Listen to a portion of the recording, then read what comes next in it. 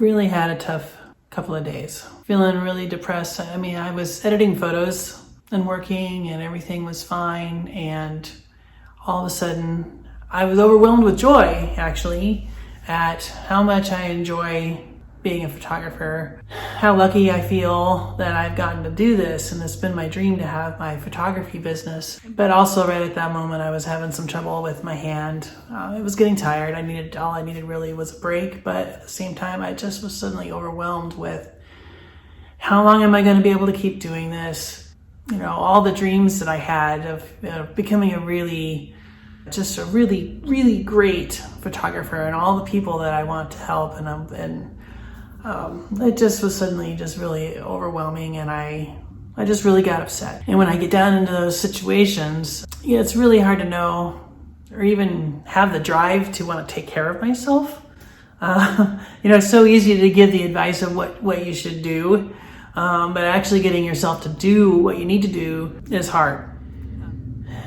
I know that part of being able to keep my symptoms from getting worse with Parkinson's is to have a good attitude. And I know that it's also good, I got to keep moving, and I got to keep exercising, but it's a really depressing thing. So how do you do this? I just kind of I've had to take it step by step.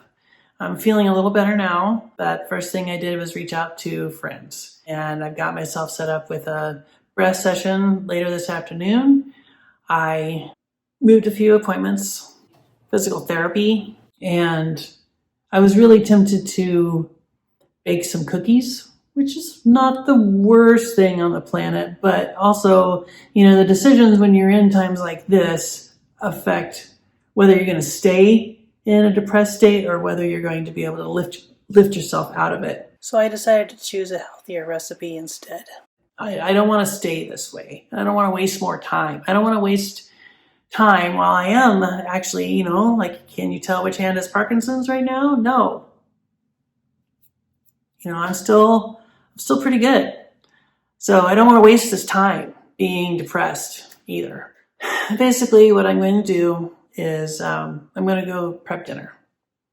And I've got something that's a great recipe. It's a great recipe when you really are needing comfort food. And so it's comfort food, but it's also healthy food. It's not the healthiest food, but it's pretty darn healthy, and it's so delicious. And to me, it's both comfort food, but also feels like sunshine. So it's also a gloomy day out, so that's not helping me either. And cooking always helps me process things and gets me moving. So let's go cook dinner. Ta-da! I changed my clothes. No, actually, it's the next day. Yesterday, I ended up working late and didn't feel like doing this, so we had leftovers. But this is now Thursday this week, and so this is a really great midweek meal. And if I had done it or thought of this over the weekend, I would have prepped this so it could be a really quick, just put it on a sheet pan and put it in the oven and do the last steps. But I didn't. And so this isn't too bad for prep, but it's going to have sweet potatoes, chicken, Italian sausage, Graziano's, for those of you that are local. Of course, I'm doing the best. And gnocchi, or you could do cubed potatoes, onion, and you could do bell peppers. I don't have any, but this is a really good thing to put in the mix. The original recipe for this had just sausage, but I'm going to actually put in half sausage, half chicken, just to make it a little bit healthier. Olive oil, and then salt and pepper. And I usually don't put a lot of other seasonings with it because it doesn't really need it with the sausage in there. It'll really help boost the flavor for this. And then it will be, after I cook it on the sheet pan, it will then be baked arugula and spinach mix that I will then toss everything in, and extra olive oil if we need it, but I'm going to watch how much oil I put in, so I don't want to add too much fat to this recipe, and try to keep it healthy because it is a really great comfort food as well as healthier if I watch what I do with it. So yeah, I'll toss it with the arugula and spinach after it comes out of the oven. I will toss it with the arugula and spinach after it comes out of the oven, and it'll be delicious. Okay, so let's get started.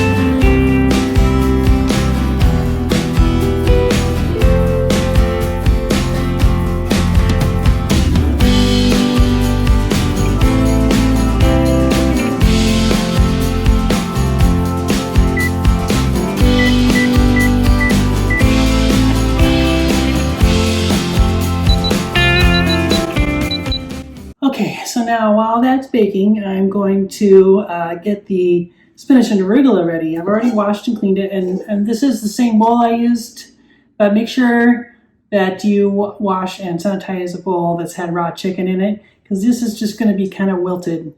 Everything that's coming off the sheet pan is going to go in this bowl and just tossed in, so I wouldn't want to have raw chicken in here. So I've already washed and cleaned that. I've washed and cleaned my spinach and arugula, so that is all ready to go.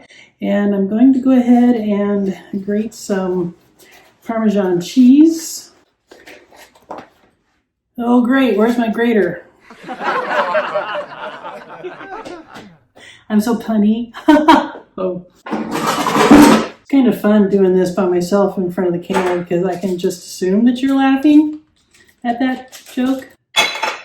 Time for some cheese grating, a cheese grating montage. Oh my gosh, this is gonna take forever.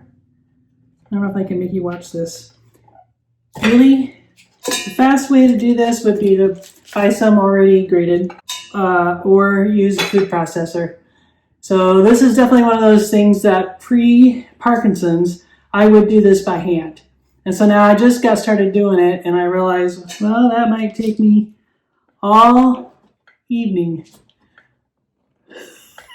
My hand does not want to do it. Actually, my Trevor's kind of doing his thing. So let's see how I do.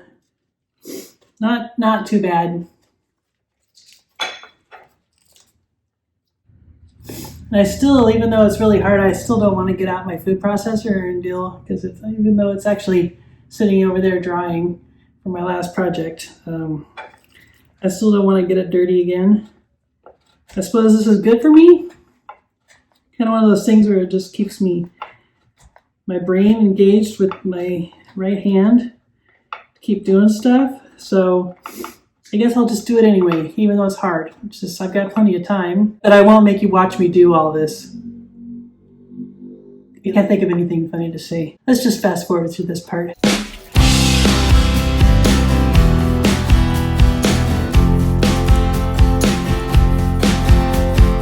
Alright, so I've got about a good cup of cheese grated. Shake this off in my bowl. Get all the cheese out of there.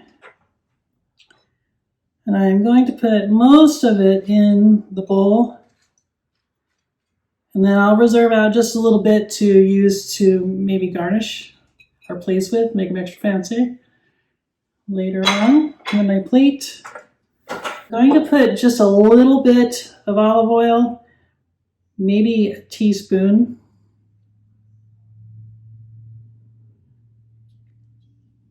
Or a tablespoon. And then another pinch of salt. and some cracked black pepper in with this. Always make sure you don't overdo it. That was a pinch of kosher salt. And then I'm just tossing this together. That way I make sure I've got a nice coating of oil and cheese already mixed in with all of this. Getting a little shaky here. Okay, so now I'm just going to wait for the sheet pan to be done, and we'll check it here in a little bit and stir things up.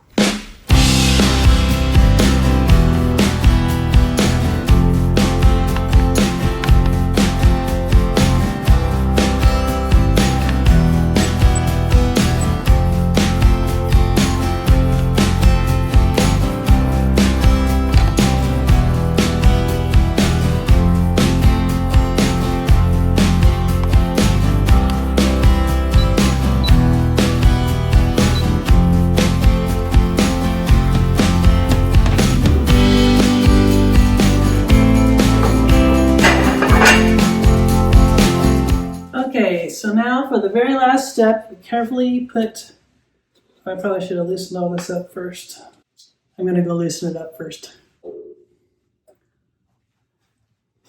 Okay, so for the very end, then we're going to just put all this in the bowl.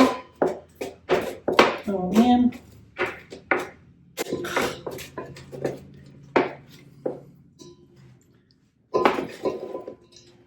Okay, coming out of there better now.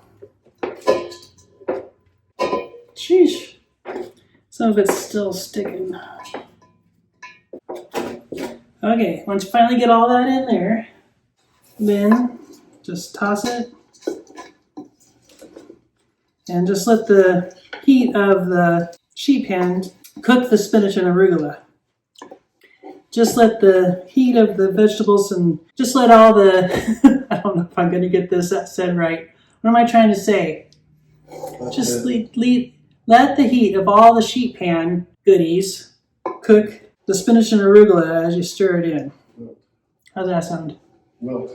Wilt it? Oh, yeah. It'll wilt it. Oh, yeah. Look at this. I'll take the camera down and show you. Look at that. Okay, and then I'm going to plate it. And then the very, very last step is to top it with just a little bit more Parmesan.